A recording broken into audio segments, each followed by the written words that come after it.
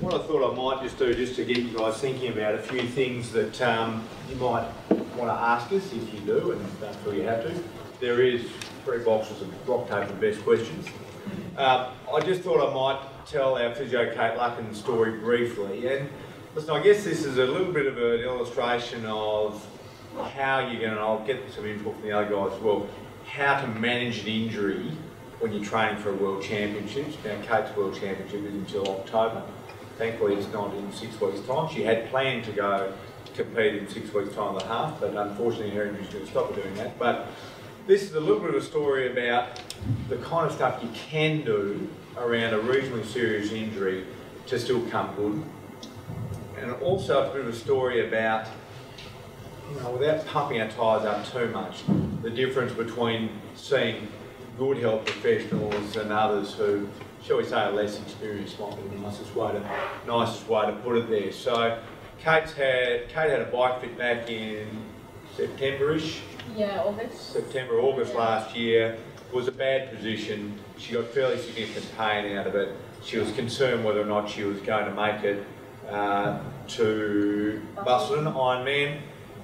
3 weeks out, she made the decision with her own experience to go against what the machine recommended and change the position quite significantly.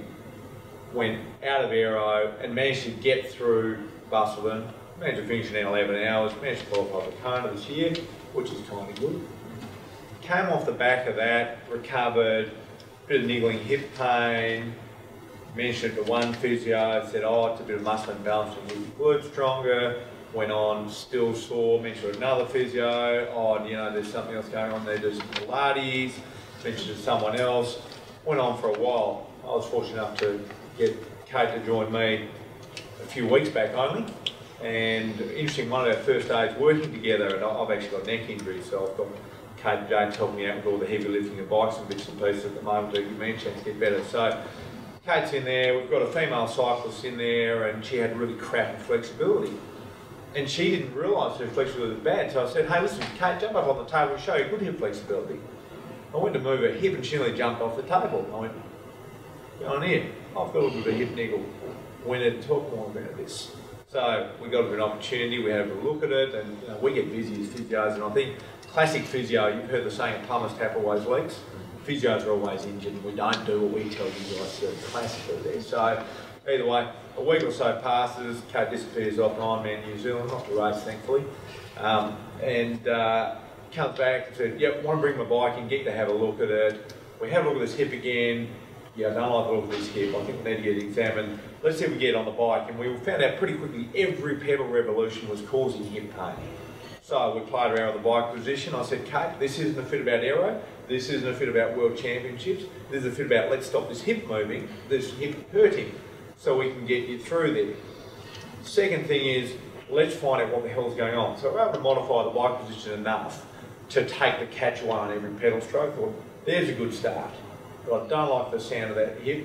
Let's find out what's going on. Now, someone who didn't have a tight time frame, and you know, October doesn't seem like a tight time frame for some people, but when you're training for a World Championships of Ironman, it's a bloody tight time frame. You want every minute there. So, we go, right, we don't have time to see if in 6 weeks this bike fit's going to fix it. Let's find out what's going on underneath. So we get an MRI of the hips, thankfully with our useful contacts. We phone up on Friday, we get one booked in for Sunday. Monday we've got the report, shows a tear in the hip labrum, a few other little bits and pieces. I've said to Kate, yeah, okay, you're a young flexible female, maybe this isn't the problem, let's get it checked out. Hand over to Merv, Merv assesses it, hasn't even read the report yet, says, gee, I don't like the feel of it, don't like the feel of this labrum. Said, yeah, this will be this report here. Oh, and it's got a clump. Oh yeah, that'll be that it says this isn't a normal shaped hip either.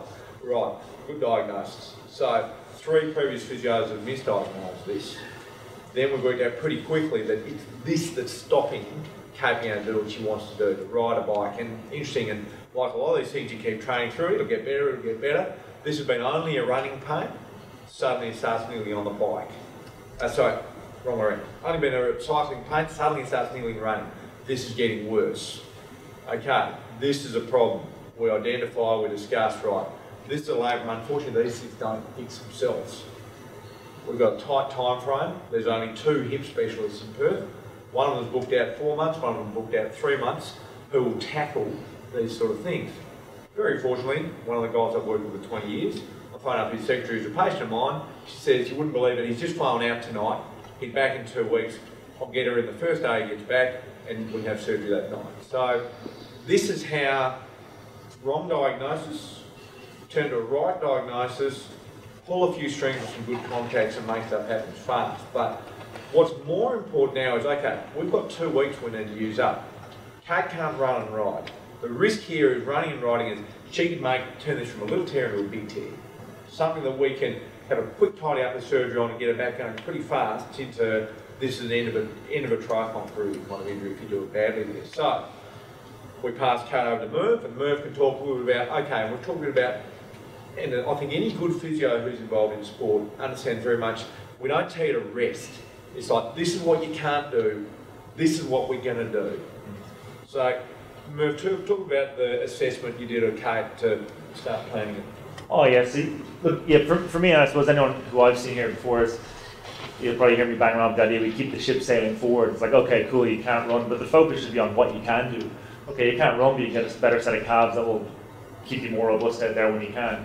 You can't ride, okay, that's fine, but we can improve your leg strength so when you are on the bike, you'll push it better. And so yeah, look, with Kate's history kind of flagged some alarm bells to me, and I was quite happy to disregard some of the advice that she'd been given in the past. And so one of the interesting things for me was, look, she was like, it hurts my ride. I was, well, can we get you on your wind trainer and keep you upright? Yeah, that hurts less. Okay, well, that's a start. It hurts my run. Okay, she went out, how long into your run? 5 minutes. Here's a skipping rope. Why don't you try that? Oh, I can do that fine. Okay, so we can keep your legs alive. So it's about what can you do during that downtime. I suppose it's everyone's individual and everyone's individual history and their injuries.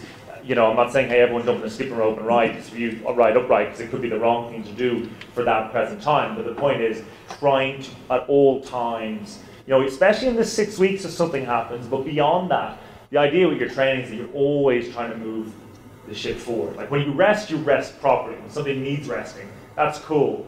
But do you need to rest everything at that time? And I suppose that's where the kind of decision-making, or clinical decision-making comes into it.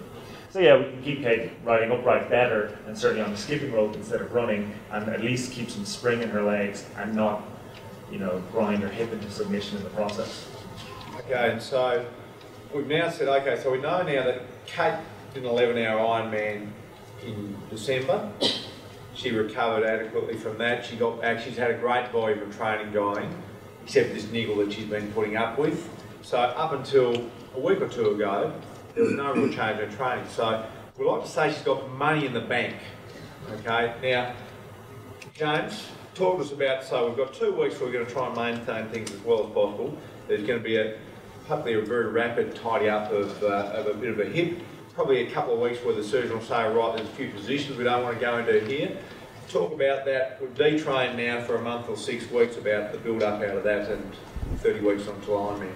Yeah, so I mean the clock's always ticking, isn't it? And I guess in the meantime you're saying, well, before you get to that surgical period, it's really critical that you're doing everything that you can, as Merv says, to work on the things that you can still be working on.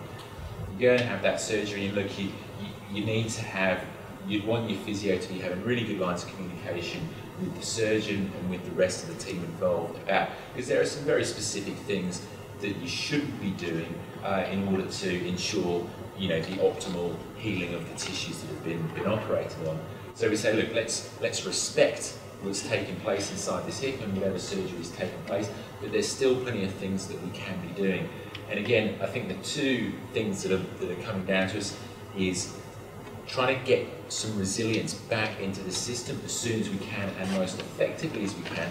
And as we rebuild that load, we're doing so in a manner that's going to give us this optimal kind of linear progression, and we're not going to be spiking up and down. And so the thing I'd be saying, the thing I'll be wanting from Kate is to say, right, I want your training history. I don't want your training history from the last week. I don't want your training history from the last month. I want your training history of, Kate, when did you start doing triathlons and what did you get up to before that? Because it's only with that training history years, months, years in advance, can you say, right, this is the kind of load that you can tolerate, understanding pathology, the injury that's taken place, the surgery that's happened, and the deconditioning that will inevitably go with that. When it comes to load management, you've got to know the whole story. So, because Kate, with her X number of years of experience, we can say, right, we reckon you can safely tolerate increasing your cycling volume, running volume at this rate. But for someone who's got another 5 years on top of that, or maybe they're only in their first or second season, the rate that we need to increase that load is going to be very, very different. And so in terms of ensuring an adequate recovery and not having any tissue breakdown elsewhere along the way, that's a really important thing. So it's this load management, which we're going to do in conjunction with the athlete and the coach. And often the coaches, if we're working with athletes for a long time, we work collaboratively, but also respecting what the injury is and what deconditioning has taken place. And at all times through here, we're measuring. We're measuring load, we're measuring pain, measuring range of motion around the hip. And as soon as any alarm bells come up, and very much, we know what we're good at. We also know we're not surgeons, we know we're not doctors. So suddenly something's going backwards, it's Dr. Witherow, please, and we're not happy with how this hip's going, straight back to Dr. Witherow. So this team approach is just so important. So, and I don't mean to make Kate feel shittier than she already does about what's going on, but one thing Kate's very confident about is she's got the right team around her to help her get the most out of it. So it just was a nice example of how you get around a shitty situation. And as Merv said, he hasn't worked with anyone yet who hasn't done a PB. So pressure's on, Kate. So pressure's on. So